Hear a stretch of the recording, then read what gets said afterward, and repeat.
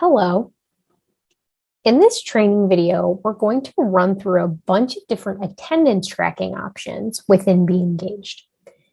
Now, I didn't say all the attendance tracking options, but we're going to go through the most used and the most requested options within the system that we can show you in a training video like this. To get started, we're going to go to our group.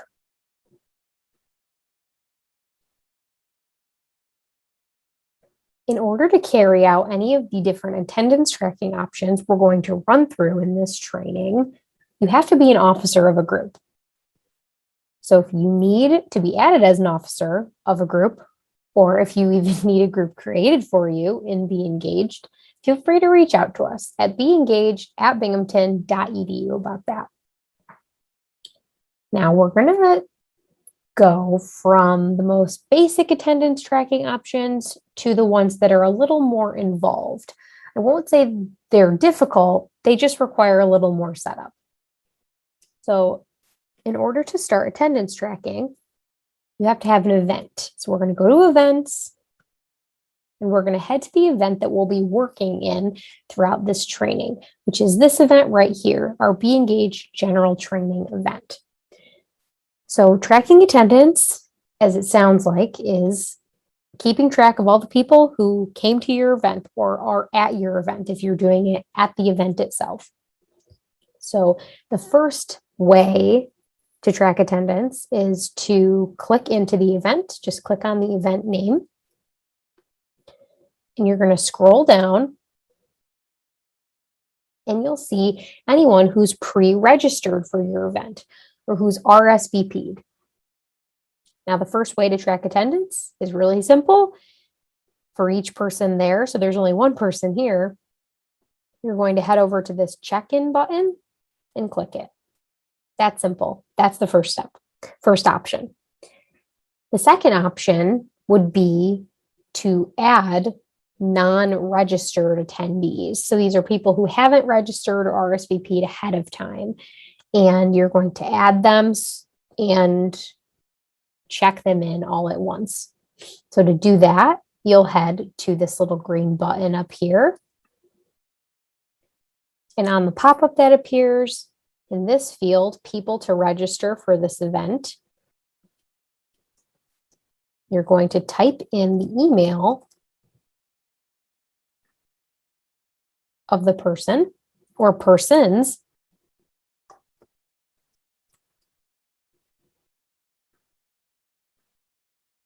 And once you're done, you're going to go down here and click also mark them as checked in. You can also decide if you want to send an email notification to these people who you're adding to your event and checking into your event. Once you're done, you'll just click add. And you'll see that they've been added to your event. The RSVP was created, and they were also checked in. So that's the second option. The third option is when things start to get a little more involved, but still pretty simple. So you're going to stay on the same screen within your event, and you're going to head up to the track attendance button. So for this option, you're going to choose the track attendance with a computer option. And you can see it brings you to this new screen with this search bar. So just a few things to get comfortable with the lay of the land and what you're seeing. So you definitely want to enable RSVP at the door. Make sure that's checked off here. And what that does is it allows you to check people into an event that might not have registered ahead of time. So you're doing that. You're checking them in on the fly after you're creating their registration. And you can decide if you want to activate multiple check-ins. So this would be if you had a longer event and maybe people were coming and going and you want to check them in every time they come back to the event. Completely up to you if you want to have that, but you should definitely have enable RSVP at the door checked off. So here we're just going to do the same steps as before. We're going to search by email for the person we want to check in. And we found them. It's quickest to search by email. You can search by first and last name, but every person on campus, student, faculty, staff member, they're all in Be Engaged. So it's just quicker to find the person when you search by the email. So when you find them, you'll click them and you'll see they've been successfully checked in. So that's the next option. So this was the track attendance with a computer option. So now we're going to head back to the event and we're going to talk about our next attendance tracking option, which is utilizing an event kiosk. So the kiosk itself functions similar and kind of looks similar to the track attendance with a computer option that we just walked through. But it requires a little more setup in the sense of you just have to make sure that your settings for the kiosk are correct so that you'll be able to easily operate your kiosk. So what I always do before I use a kiosk is I head into the event creation form. So I click edit and I go all the way down to the advanced section. And then under attendance tracking options, this first drop down, I make sure that activate RSVP at the door is checked off. This was the same option that we wanted checked off for that track attendance with a computer function we just used, because the kiosk is functioning in the same way. You would be, creating an RSVP for someone, registering them, and checking them in on the fly. You can decide about multiple check-ins and check-out. And you also can decide if you want a check-in notification. The most important thing here, I would say, is making sure that the method for check-ins for the kiosk is set correctly. So if you have a card reader, which we'll talk about at the very end, if you have a card reader, you can leave it to swipe and scan ID cards if that's the way you're planning on checking people in with your kiosk. If you just want to type their name or email, similar to what we did in the track attendance with a computer option, you can set it to that. Or if you want to leave room for both, you can choose both. We'll choose both. And then right before we close out, we're just going to make sure that registration, these fields, registration, the open and close date and open and close time for registration are cleared out, because we've noticed in the past that when there are dates in there, it does make the kiosk malfunction sometimes, and it just adds another layer of confusion. So we're going to set these, we're going to clear out the dates and set the times to the same time so that there's nothing in there.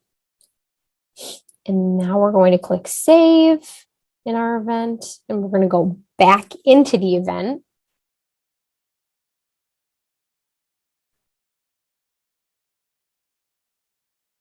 And we're going to stay up here and we're going to click track attendance again. So when you click self check-in kiosk, it's going to bring you to the kiosk link, and I'll talk about what the kiosk is. Right before we do that, you're going to click kiosk settings just to make sure everything is set.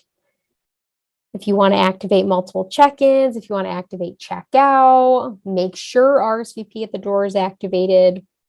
Make sure your check-in methods are correct.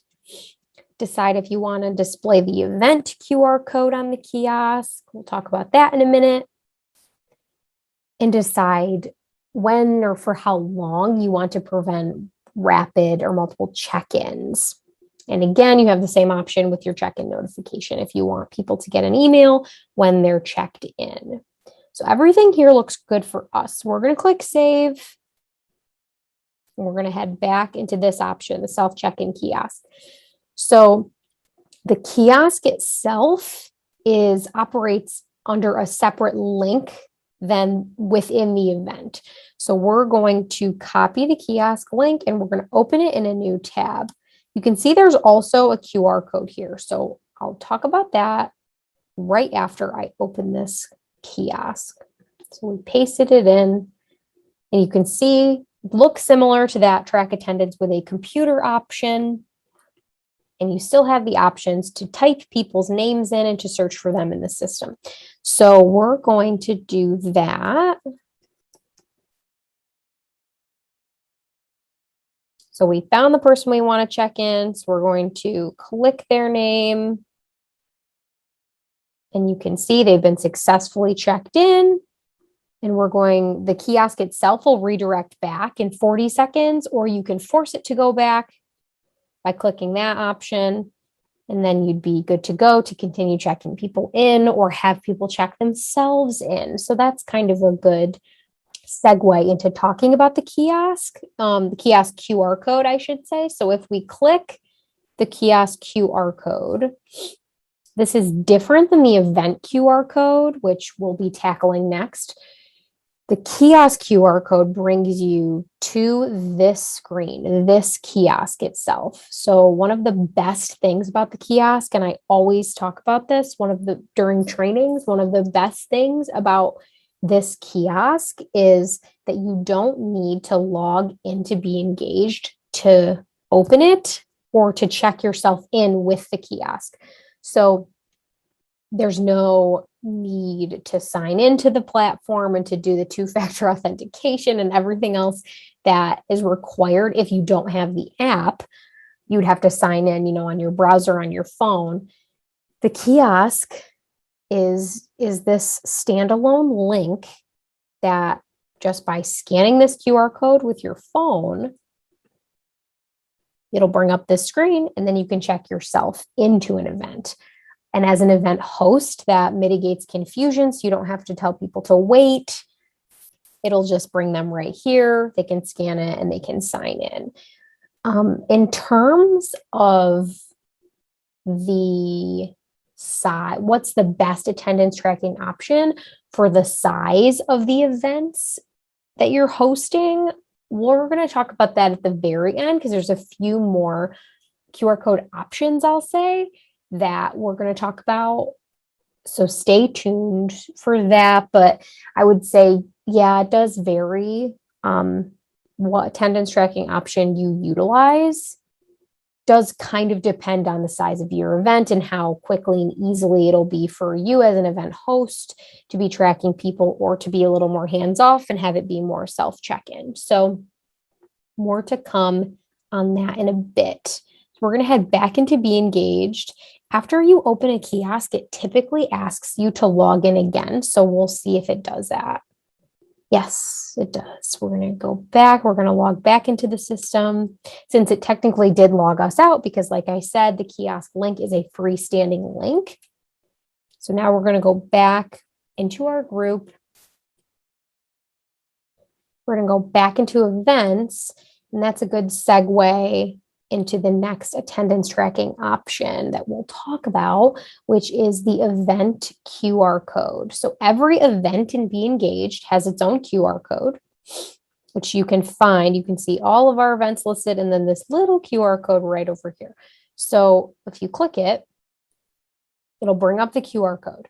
So we just talked about QR codes for the kiosk and how there's no login required and no pre-registration required. You're kind of doing it all in one swoop. You're entering your name into the kiosk and you're creating your registration as well as checking yourself in. This QR code for the event functions differently because you're typically required to sign in, depending on if you're logging in or if you're scanning the code with your phone camera or with the Campus Groups app. If you're doing it with the Campus Groups app, which is the app associated with Be Engaged, then you don't need to sign in because you're already signed into the app. But if you're doing it with your phone camera, you will be required to sign in to Be Engaged. And then, of course, you're required to do two-factor authentication after that.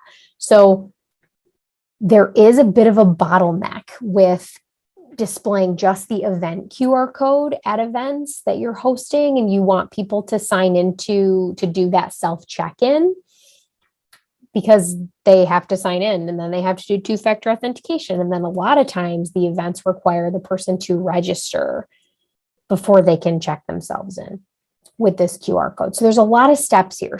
So using this option is feasible, especially if, if you have a smaller group, maybe because there would be less traffic and less confusion, and you'd be able to help people a little more one-on-one. But it's definitely not as easy or efficient as the kiosk QR code for checking people in. On the flip side of that, if we go back into Be Engaged, so we talked about the app a little bit.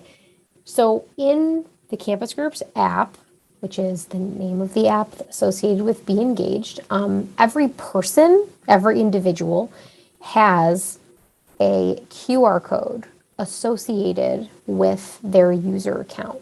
So if you have the app, or if the people coming to your event, showing up for your event, have the app, as an event host, you can use the app to scan their personal QR code.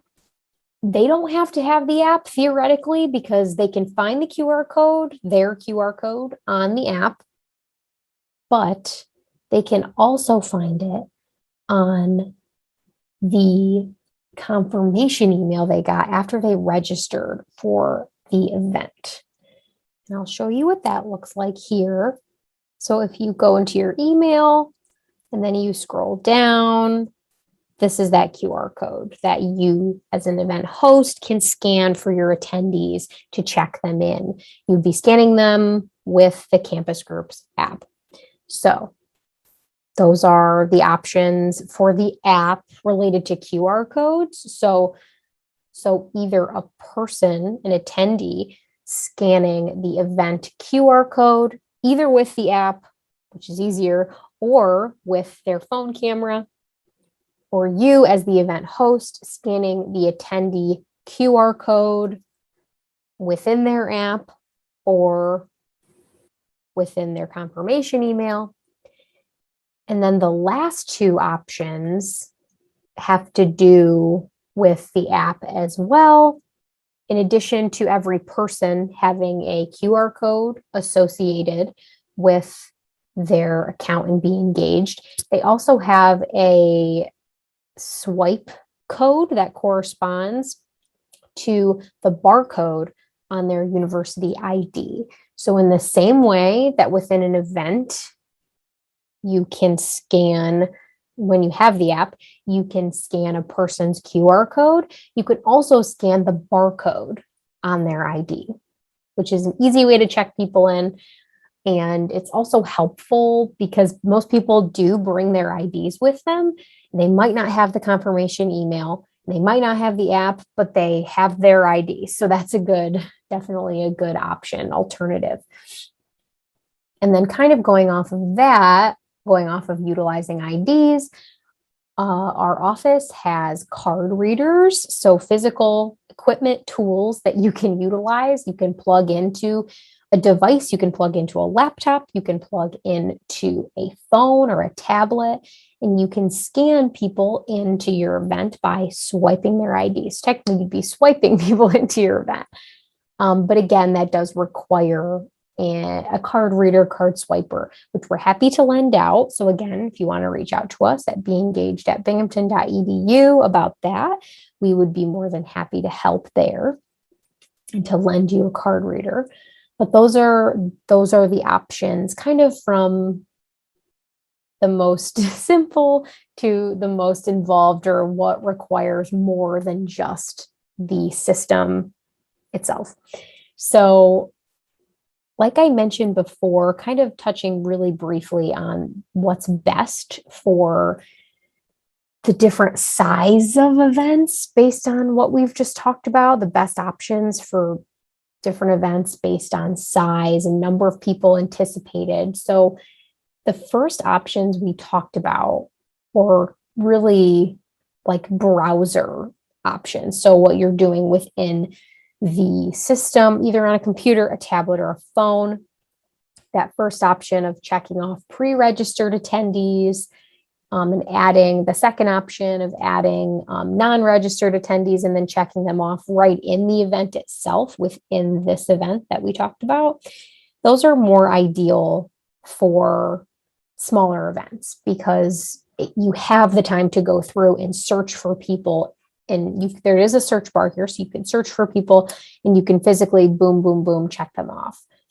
Again, you also would theoretically, with a smaller event, you would have the time to go into this option, the add or invite attendees option, and be searching for people in the system, checking them in, for first creating their registration and then checking them in. So those are more geared toward smaller events. Obviously, any of these options would work for small events, but I would say the rest of them are ideal for bigger events. So all of the options here, the track attendance options. So we talked about track attendance with a computer. We talked about the kiosk, and I demoed those and showed you how those work. Those are they're quicker and they're more efficient because you're really just searching for people and then entering them into the search bar. So those really are geared more towards when you have more people coming for your event. And they can be, that check-in process, either of those can be handled by the event hosts or event attendees. You could have a computer out that people can just, search their name and check themselves in on this track attendance with a computer or with a kiosk. You could have a tablet out as well, or like I mentioned, you can display the kiosk QR code and you can have people, you can give instructions that people can come right up and they can scan it. And then it's even more of the self check-in, because you don't even need to provide any hardware. You just need to provide the kiosk QR code. So there's that. And all the other options kind of operate under the same principles. So this third option here, we actually talked about, just if we didn't go to this screen here. So this is the self check-in QR code for the event QR code. So you can see if you click it, it actually gives you a PDF, a flyer that you can use for your event. If I refresh, it'll show you, there you go. So it actually gives you the event link and then the event QR code, and it gives some brief instructions for checking in.